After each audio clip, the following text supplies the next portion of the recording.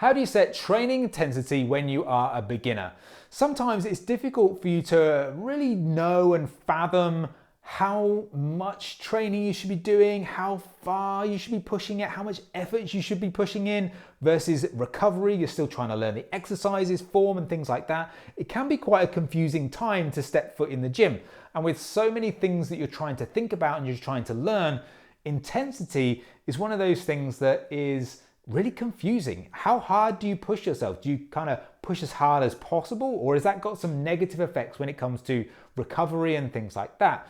So in this episode of the show, we're going to explore some of these concepts and really boil it down to 3 key principles when it comes to setting that volume, setting that intensity as a beginner.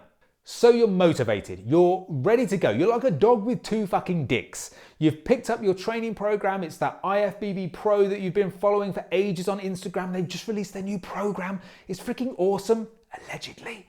And you're gonna follow this, and this is gonna get you jacked. It's gonna get you pecs, shapely shoulders, gonna have your butt cheeks like peaches, and it's gonna be freaking awesome.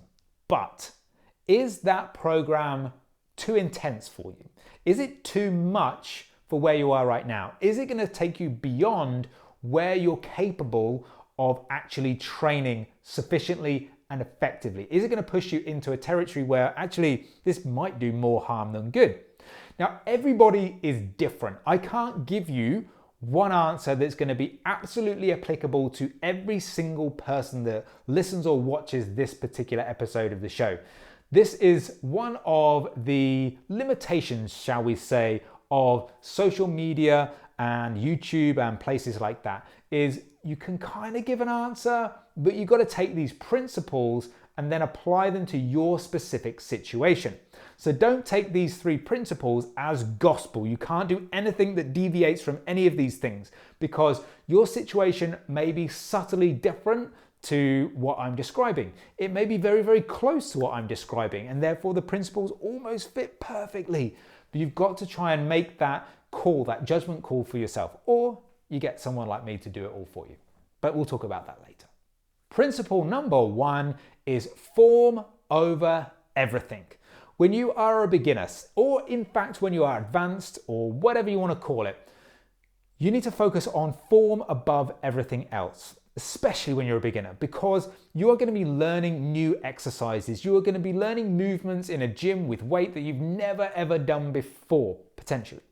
So really trying to understand how these movements work and trying to have control over these weights, over your body, how your body moves is super, super important. Because when you start lifting load, that inherently brings a level of risk with it. So if you're not really got command of a particular movement and you just start adding weight and you start pushing closer and closer to failure, where you're asking for trouble. It's a recipe for disaster. If you haven't spent time learning those exercises, learning your body, how your body fits into those exercises, you really are going to come a cropper, as we would say in the UK, at some point in time. So really form over everything is really what you want to take. It's the first principle. If it takes you 3, 4, 5 months even to start to really nail these exercises at lower intensities, that's fine. Because remember, the process of building muscle takes time. We would all love it for it to happen in 3 fucking weeks, but it's never going to happen like that. So taking the time, maybe it's 3 months, 4 months, to really focus in on making these movements as good as you can possibly get them while you're incrementally adding load maybe as your skill level increases, then that's the best way to go. Because when we really kind of break it down, as a beginner, you can build muscle doing very little. There's very little stimulus and intensity needed for you to actually make some gains. Now, I've said this phrase before in previous episodes of the show, but you could have a wank and maybe swing a cat round 3 times, and you'd probably build some muscle because this is just all new. It's a new stimulus to your central nervous system. You're going to build strength, you're going to build muscle, you're going to have this hypertrophy, this building muscle. You're going to get that from doing very, very little in the gym. So don't feel like from minute one, from day one, you've got to be all like all the others in the gym, all the guys that are fucking grunting and smashing heavy weights around, probably very, very badly, but you don't have to be in that crew to make progress in the gym.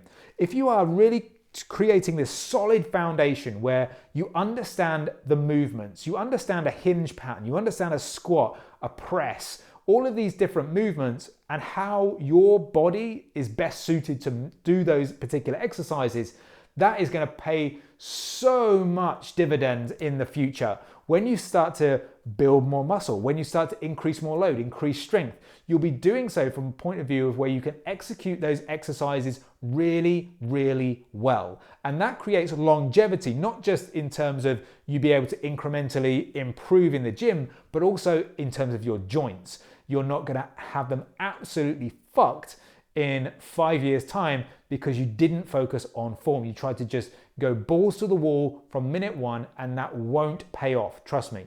So dial the intensity back. Focus on form over everything. If you want to use a reps in reserve kind of approach, and reps in reserve, if you're not familiar, is kind of how many reps you've got left in the tank. Now, if you were doing a bench press, 0 reps in reserve would mean that you can't lift that bar anymore. It's crashed into your chest. That's it. Call the paramedics. I've caved in my sternum. That's kind of 0 reps in reserve.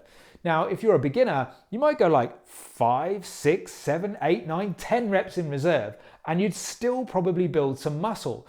So really don't feel like you have to push everything right close to the limit each and every set, in each and every workout, in each and every exercise within that workout. It's just not necessary.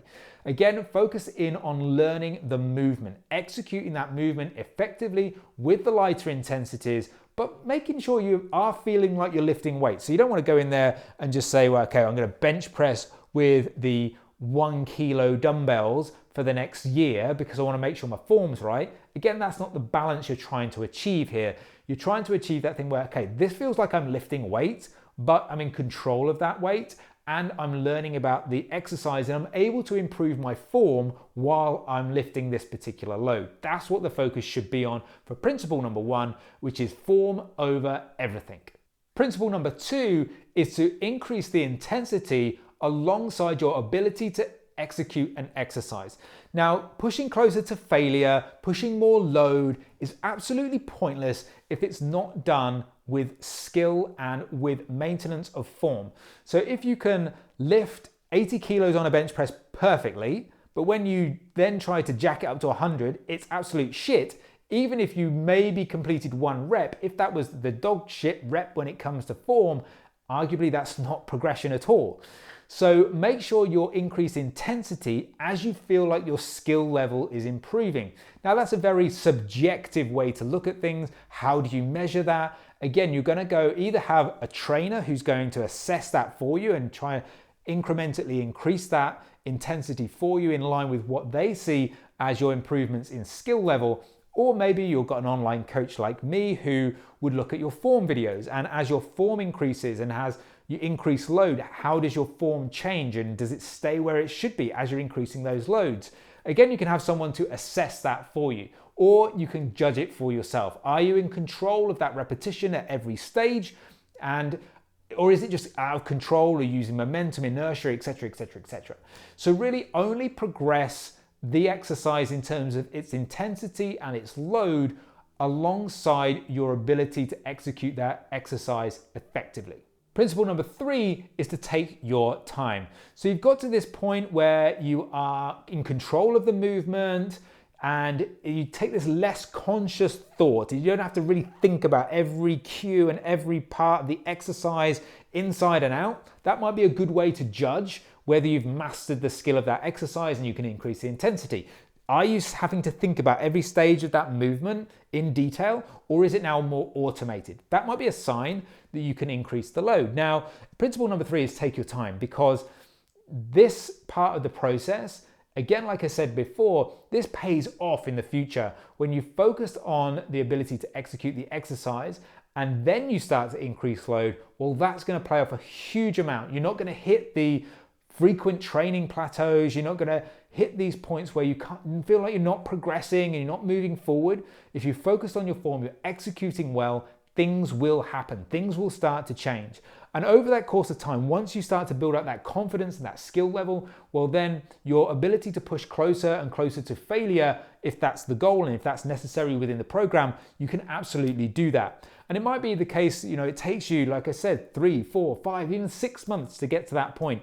But when you get to that point, after 4, 5, 6 months in the gym, after training and training well, you should be confident about pushing closer to failure. So maybe your goal is to get to between 0 to 5 reps in reserve. So 0 being you're going to concentric failure, but you're in control of that. You're confident of that process.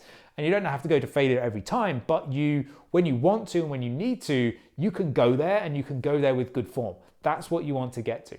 So maybe after this period of time where you focus on the form, you focus on building up that intensity, then you've got the confidence to move forward. So to give you a little bit of a summary, when you are a beginner and looking at training intensity, in those first early stages, really dial everything back. Don't be frightened of having a low intensity program where you're working on executing an exercise, your form, your function in the gym.